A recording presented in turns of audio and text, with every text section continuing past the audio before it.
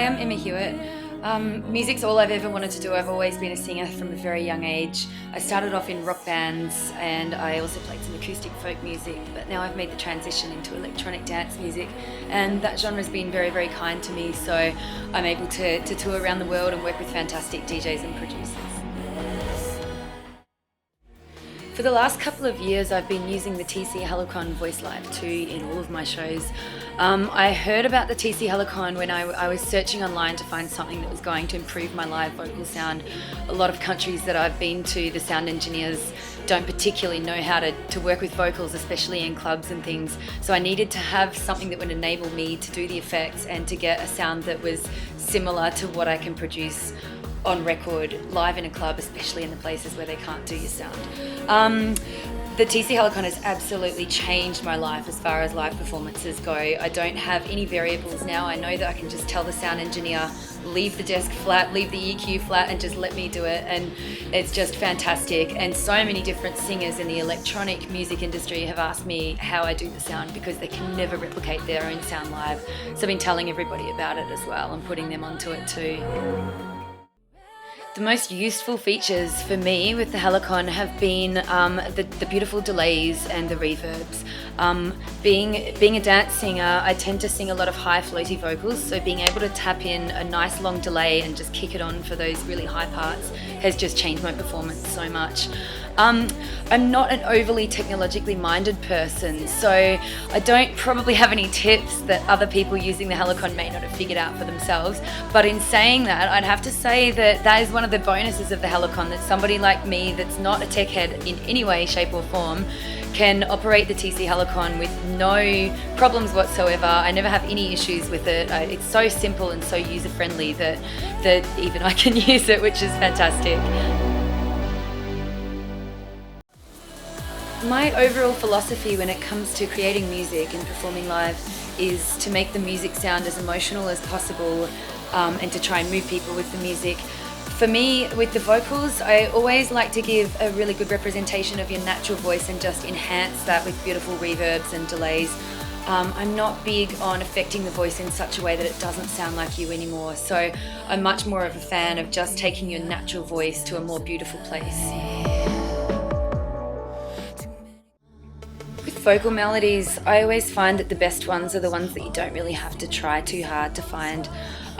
When I'm writing, I usually just kind of sing along to some chords and see what kind of falls out, and the best melodies to me almost feel as though they come from somewhere else. They're not something that you're thinking about with your logical mind. They have to flow naturally.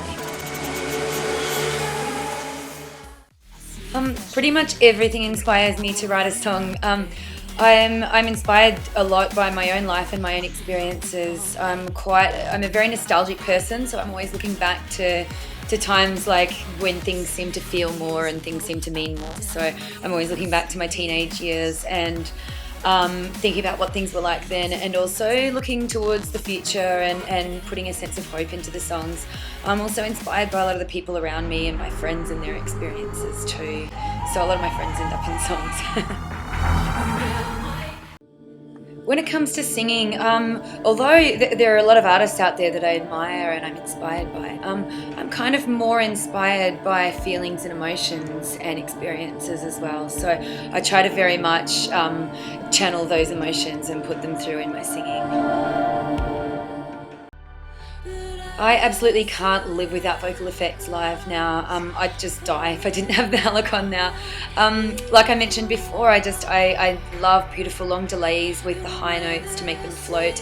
I find that with the effects, the beautiful reverbs and things as well, when you're singing tracks in clubs, it really brings your vocal into line with the track and makes it sound more like a mastered track. When I hear singers performing without too many vocal effects live in a club, their voice sounds extremely separate from the track. So that's something that I'm really glad that I'm able to avoid now using the TC-Helicon. I never really had vocal lessons. I may have picked up some bad habits along the way, I'm not too sure. I had a few lessons when I was very young and learned how to warm up my voice and those kind of things. And to me that's very important. I always make sure that I warm up my voice for a good 15-20 minutes at least before every show.